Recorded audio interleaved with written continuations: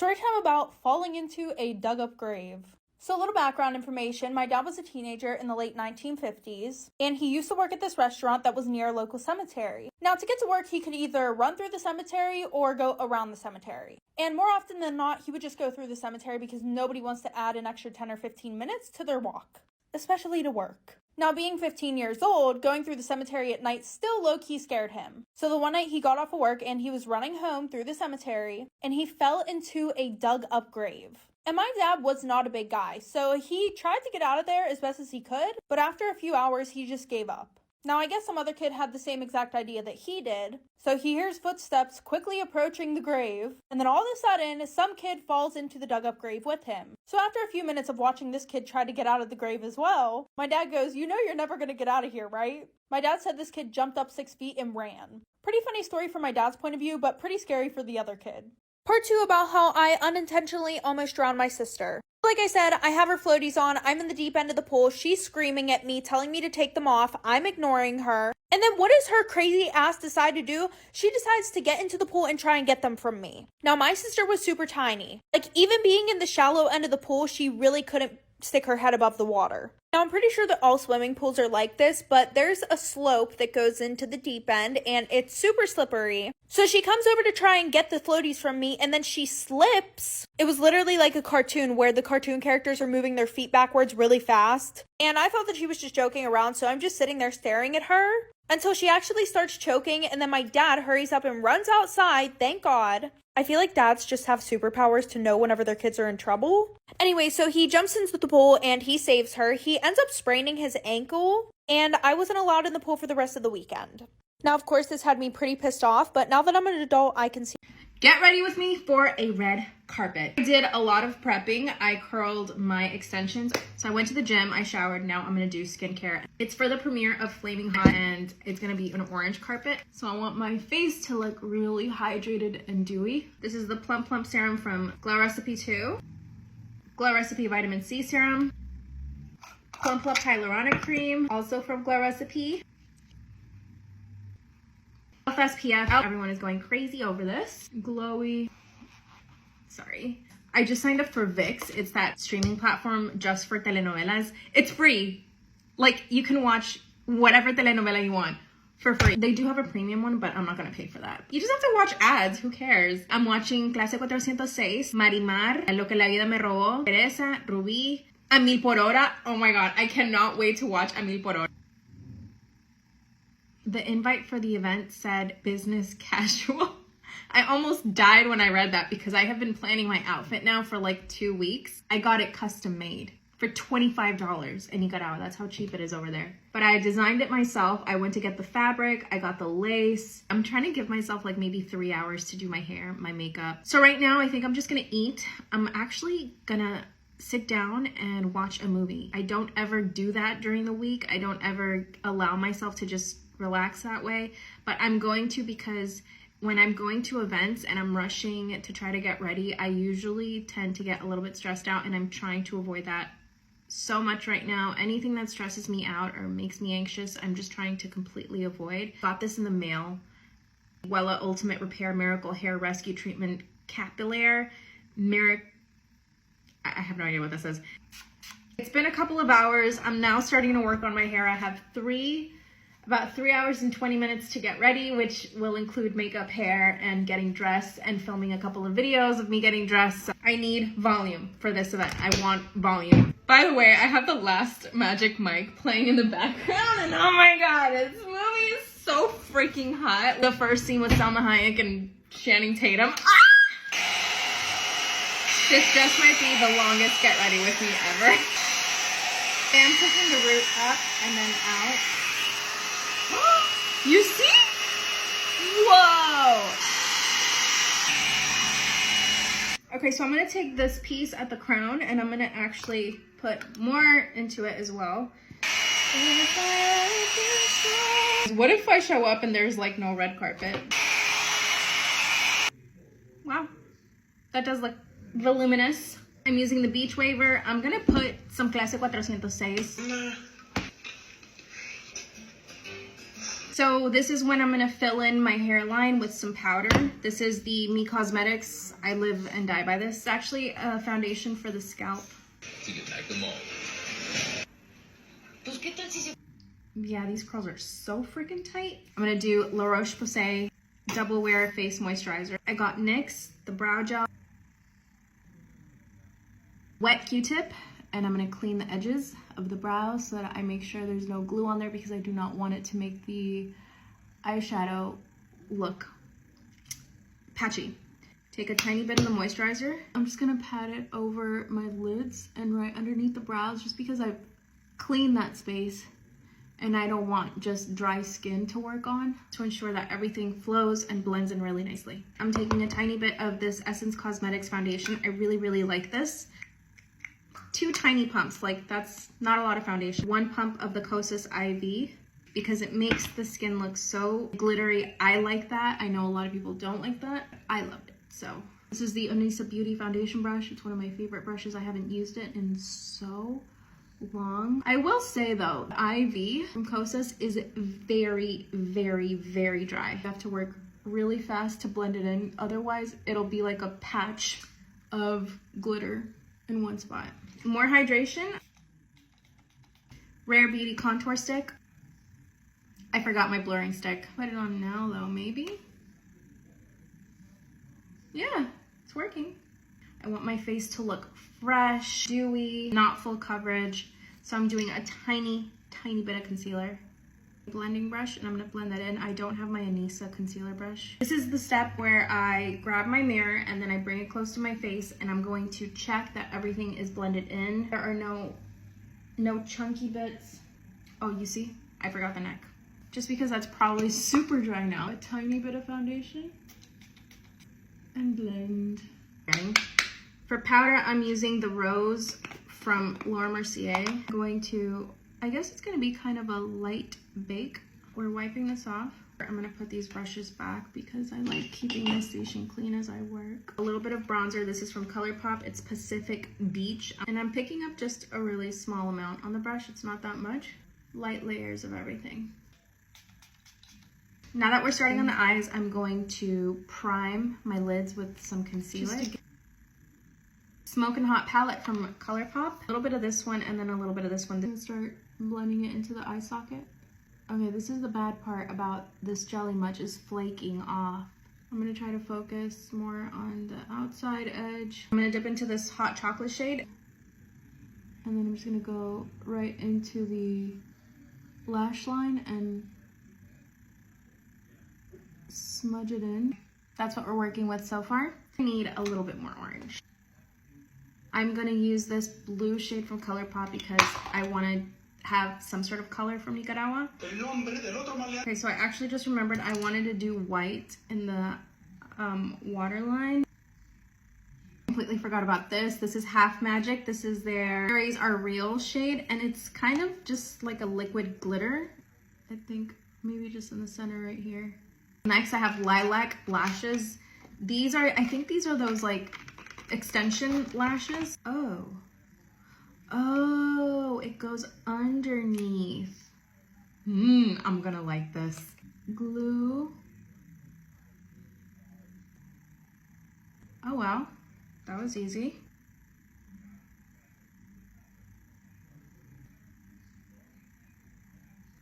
And then you press. I'll just do bottom mascara. This is the color Papaya from ColourPop. I'm gonna take Kosas Cloud Set in the shade Pillowy. Run the brush through the powder, and then I'm just gonna set and kind of blend in everything. Do you see the difference or no? I see the difference. Lip liner from Iconic London in the shade TTYN. It's Vegas, I know it isn't. It's my favorite lipstick shade ever. It's from Kosas. Complimentary nude shade for olive skin tone. And then right over that, I'm gonna do High Cut, which looks a tiny bit more peachy. So pretty! I just realized the lilac lashes bring a crystal coat. So I guess this goes on top. It says, brush through lashes right after applying lilac lashes to remove stickiness and extend lash wear. I think I'm just gonna do both on the same section. Ouch, that's kind of pulling out. And now the other one. And look how much hair this is, you guys. Can't believe how affordable these were off of Amazon. This is a flor sacuanjoche. It's the traditional flower from Nicaragua. It's the national flower, so it matches with my eye makeup. Oh, I forgot I was gonna put more blue. So this goes here. Oh my god, so pretty. I have 3 necklaces. I'm gonna layer some. This is the Nicaraguan flag. One of the options is this one. I don't think it goes. And then the other option is this one. So I think, oh my god, this one is so beautiful. This is by a Nicaraguan designer. He makes all this beautiful, beautiful jewelry. So I think I'm gonna do, oh my god, that looks so good. I'm gonna do this one, map right there. And then I have my fan, my little purse. I got both of these at the Mercado. Kayali Yum Pistachio, Kayali Sweet Diamond, and Glossier You.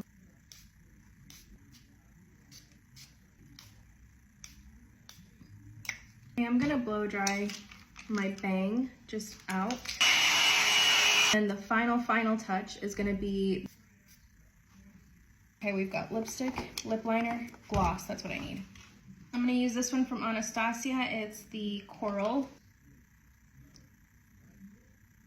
Into this palette from ColourPop, it's called Rumor Has It, and I'm gonna dip into this blue right here. There we go. Okay, let me show you guys the bag. Look at the bag. It looks so good. Literally looks so much better than I thought it would. Actually forgot this scarf, which is also by a Nicaraguan designer. I don't know where to put it now, so maybe around here. Okay, I think it's Story time. My best friend slept with my boyfriend on my birthday. So a little background information. I was 16 and a sophomore in high school. Well, I have this best friend who we are going to call Sarah. Her and I became super close over the summertime, but she was like on and off best friends with this other girl who we're gonna call Mackenzie. But I had this boyfriend who I was also really on and off with. And Sarah knew about all the problems within our relationship. Well, I guess I underestimated how close Sarah and Mackenzie were, because everything that I told Sarah, she went back and she told Mackenzie. And not to mention, Mackenzie was really close with my boyfriend. So of course, she told my boyfriend everything that I was saying. This ended up causing a huge fight between my boyfriend and I. Well, the night before my birthday, my boyfriend and I were going back and forth arguing. And around 12 a.m., on my birthday, I forced myself to fall asleep. And at around 1 a.m., I woke up to 20 Snapchat notifications, all from my boyfriend. And when I opened them, I saw the worst thing ever. Like for part 2. Part 2 about how my best friend slept with my boyfriend on my birthday. So like I said, I woke up at around 1 a.m. to 20 Snapchat notifications from my boyfriend. And I saw the absolute worst thing ever. The first 5 notifications were just him calling me names. And then all the other ones were just him doing stuff with my best friend. And you guys can already guess what I mean by doing stuff. So at this point, I was heartbroken, I was pissed off. But of course, because I gotta have the receipts, I went and took a video off my sister's phone of everything that he sent me. In the morning, I woke up to a text from an unknown number, and it turned out to be my boyfriend's best friend saying that him and Sarah were now together. So my boyfriend asked me to meet up and apologize. So I met him at this park, and he apologized to me, telling me that he wanted to get back together with me. But I told him to KMA, and I left. Then Sarah came to my house and keyed my car, and then we fought on my front lawn. And then after that, she was texting me about how she was coming back to my house. Like for part 3. Part 3 about how my best friend slept with my boyfriend. So like I said, she came to my house and she keyed my car. And I caught her, so I went outside. We fought on my front lawn. After she left, she kept sending me messages saying that she was coming back to my house so we could fight again. But she was blocked, so I didn't get any of the messages. And then my ex came to my house and brought me flowers. And this was all in a span of 1 day. So because it was my birthday party, my cousins were at my house, and I already told them everything that happened. So they went outside and they fought him. Well, then I ended up sending all the videos to his parents, her parents, his siblings, aunts, uncles, cousins who loved me. Then I also decided to take legal action, and I sent the cops all of the screenshots of Sarah harassing me. And my sister got a video of us fighting, so I sent that to them too. Well, since she was 18 and I literally just turned 16, she got 3 months in county jail for minor harassment and minor physical altercations. So in the end, I think I won. My mother moved in her abusive boyfriend into our house only for him to abuse me, and she did nothing about it. Disclaimer, this is not my story time. All of this happened over 10 years ago. When I was 16, my mother met the devil in the form of a personal trainer. My mom and dad at the time had gotten a divorce. My dad started dating somebody else, and my mom started dating her personal trainer. Now, the extent of her obsession with this man was disgusting. She would do anything to impress him. She would even try to pay for his bills. She got him a bunch of clients for his gym. She would buy him gifts every single week. She was completely and utterly obsessed. From the moment I met him, I knew there was something wrong with him. He would tell my mom that I needed to be disciplined. He also judged the way that I dressed. He would judge my friends, so I started defending myself. I would talk back to him, but this just made him even angrier. Let me just give you some context. I was a straight A student. I was captain of my soccer team, and my mom and I had never had any issues before that. So he kept brainwashing my mom into believing that I was just a bad kid. And for some reason, my mom started agreeing with him. 2 months later, he convinced my mom that he should move in with us. That's when the abuse started. He gave us rules. If I broke them, I had to run for an hour. Part 2 is my mother moved in her abusive boyfriend into our house only for him to abuse me, and she would do nothing about it. Disclaimer, is not my story time. So he made a set of rules. He typed them out, printed them, and put them on the fridge. And if I broke any of these rules, I had to run on the treadmill for an hour. Like I said, my mom and I had never had any issues before him. We were more like best friends, and she believed me. At this point, he had completely brainwashed her into believing that I was just a rebel, and that I needed to be disciplined. One of his rules was that I couldn't eat past 10 p.m. He would lock the fridge so that I couldn't get in. I would come home so late from school because I was in so many clubs and sports. By the time I came home, he would force me to do my homework. After that, I had about half an hour to stuff my face with anything I could find. He even told my mom not to make me dinner because I needed to become self-sufficient. I lost about 10 pounds within a month. I was playing soccer every single day. When I would get to school, I would try to eat as much as I could. One day I broke the lock on the fridge, and he threw me so hard into a wall I got a concussion. He told my mom that I did it. Part 3 is my mom's boyfriend would abuse me and she would do nothing about it. Disclaimer, is not my story time. After he threw me into the wall and gave me a concussion, he told my mom that I was the one trying to fight him, that all he did was try to push me off and I hit the wall. My mom believed him. He would find any reason to grab me by the arm and shake me. He would hide my backpack and my shoes so that I would be late to school. And anytime my friends came over, he would bully us. Eventually it escalated to slapping me every time I talked back. My mom would see it and not do anything. When I complained to her, she would cry but not do anything. I asked her to kick him out and she didn't. She told me that she was afraid of being by herself. I was not going to wait for the next time. I grabbed my backpack and ran to my dad's house. And when I told my dad what was happening, he took me to the police and we made a report. When the police showed up to my mom's house, she came to her senses and realized what was happening. She kicked him out and I didn't speak to her for 3 years. I ended up getting back with him, but then they broke up again. I'm now into real estate and I own several properties. My dad and I see each other every single day. I barely speak to my mom. I recently found out she got back together with him. How do I break them up? Give me ideas. Part 2 about my shitty ex-boyfriend. So like I said, the original plan was for us to go together to his house after school. But I was like, I'm going to be spending the whole week over there. I should probably pack some clothes and get a shower. So after school, he drove me to my house. And he said that his parents wanted to have dinner together, so he had to go back to his house. And he would pick me up later. So when I got to my house, I got ready and everything, blah, blah, blah. And by this time, it was like 8 o'clock. Well, I kept texting and calling him, asking him where he's at, if he's coming to get me still. Then I realized that none of my text messages were going through. So then I go to text him on Snap. And what do you know? I couldn't find him on there. And then I call him off my mom's phone. He answers the phone and hangs up right away. Well, we were supposed to have a little party at his house too, that all of my friends were going to. So I texted every single one of them. None of them answered the phone. And I remembered that my one friend had shared her location with me before. So I went and looked at her location and where was she at? My boyfriend's house. So while I sat at home crying that whole week, he was throwing parties and cheating on me with my friends. And when we went back to school, he acted like we were never in a relationship. Storytime about my shitty ass ex-boyfriend. So a little background information. My ex and I have been dating for about 2 years. And throughout those 2 years, he was a dick.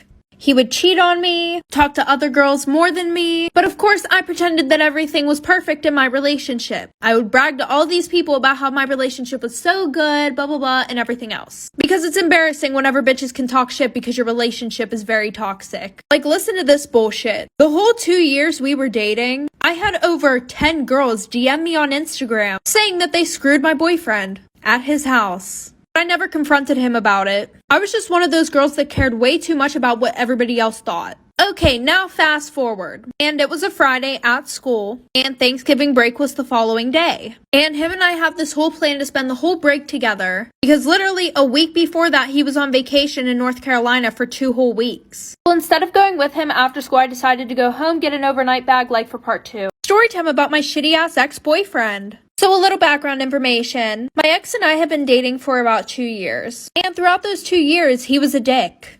He would cheat on me, talk to other girls more than me, but of course I pretended that everything was perfect in my relationship. I would brag to all these people about how my relationship was so good, blah blah blah, and everything else. Because it's embarrassing whenever bitches can talk shit because your relationship is very toxic. Like, listen to this bullshit. The whole 2 years we were dating, I had over 10 girls DM me on Instagram saying that they screwed my boyfriend at his house. I never confronted him about it. I was just one of those girls that cared way too much about what everybody else thought. Okay, now fast forward. And it was a Friday at school, and Thanksgiving break was the following day. And him and I have this whole plan to spend the whole break together, because literally a week before that, he was on vacation in North Carolina for 2 whole weeks. Well, instead of going with him after school, I decided to go home, get an overnight bag like for part 2. Story time about how I almost got kidnapped by my online boyfriend. So a little background information, I was 16 and in 11th grade. So a year before this all happened, I posted a picture on Instagram saying, add me on Snapchat if you want to be friends. Yes, I was that person. Anyway, so this really cute guy adds me on Snapchat.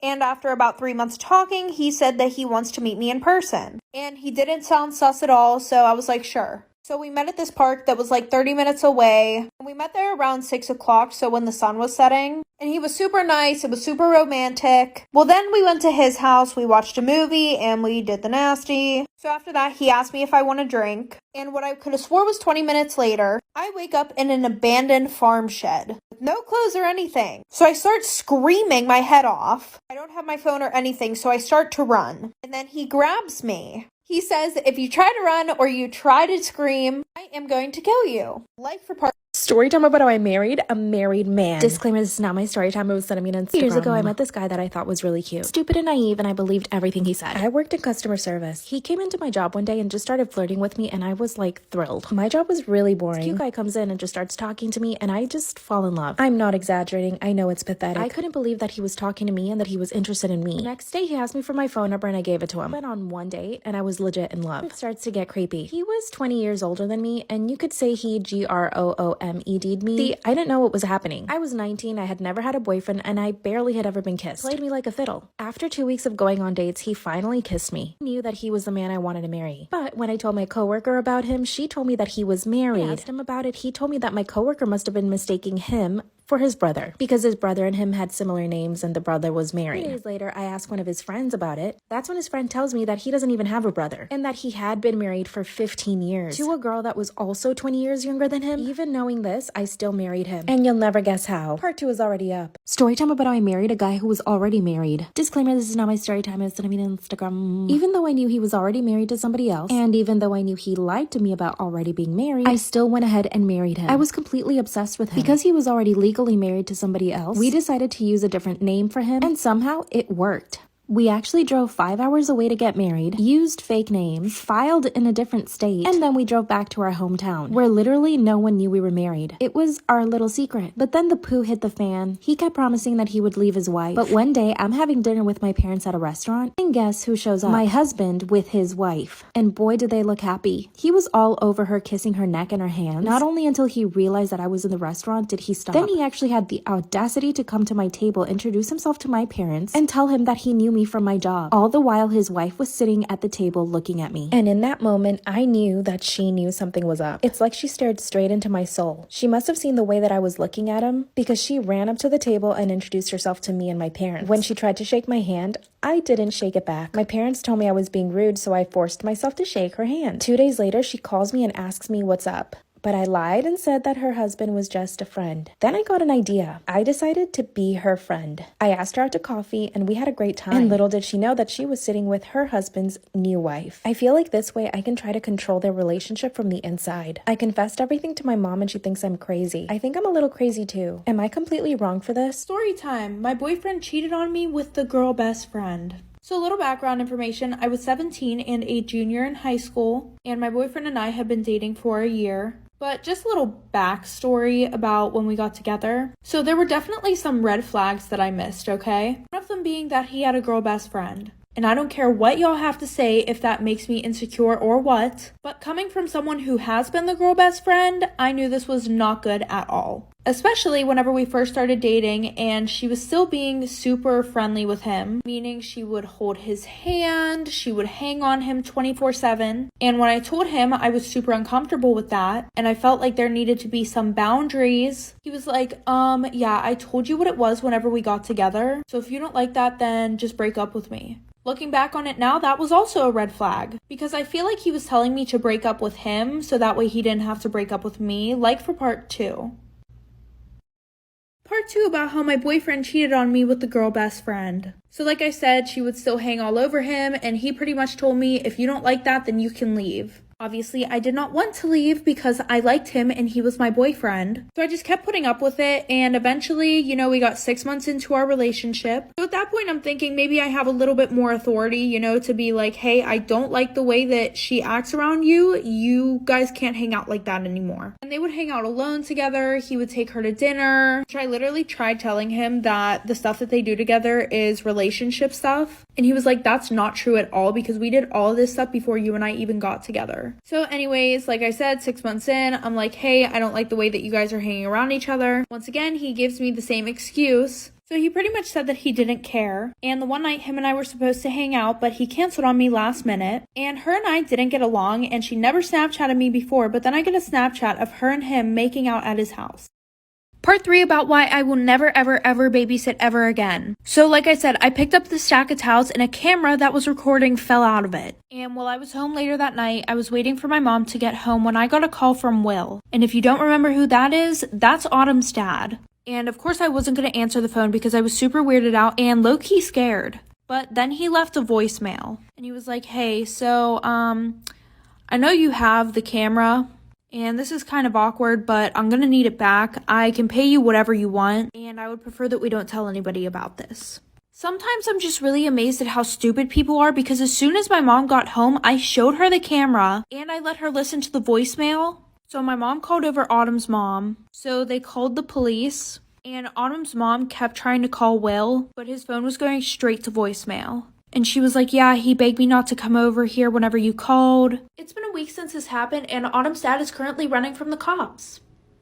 My boyfriend confessed that he thinks I'm ugly. Here is the long requested update. Disclaimer, this is not my story time. After he told me that he would not marry me because he didn't consider me as pretty as I should be, I started asking him what he would change about me. Can you believe he sat down on his phone and made a list? An actual damn list. First on his list was, I was too heavy. He told me I needed to lose at least 20 pounds. I figured that shouldn't be too hard, so I got on a diet. Then he told me he preferred my natural hair color, which is brown. So I stopped dyeing my hair blonde and went completely brown. Oh yes, and his last request was that I get lip filler. He said that my thin lips have always bothered him. Then he told me I should look at more makeup tutorials to figure out how to do my makeup. Then he told me that I should tan in the sun to get some nice color on me. I know you guys want me to break up with him. What if I make all these changes and I'm actually healthier and happier? Not just for him, but for me. Since I last spoke to you guys, it's been about 2 weeks. I've only lost 2 pounds, but I'm on my way. I ended up getting lip filler and I love it. My lips look pretty but not exaggerated, so it actually looks nice. I also got Botox and cheek filler even though he did not request this. And to be honest, my face looks a lot better. It actually does like my new hair though. And I started sitting out in the sun, although I will start fake tanning because I do not want to get wrinkles. Mostly because Self-Care Sister told me not to and I trust this girl. Since making all these changes, he's actually been a little bit nicer to me. In exchange for me making all these changes, he's spending more time with me and going out less with his friends. He's even taking me out on dates twice a week.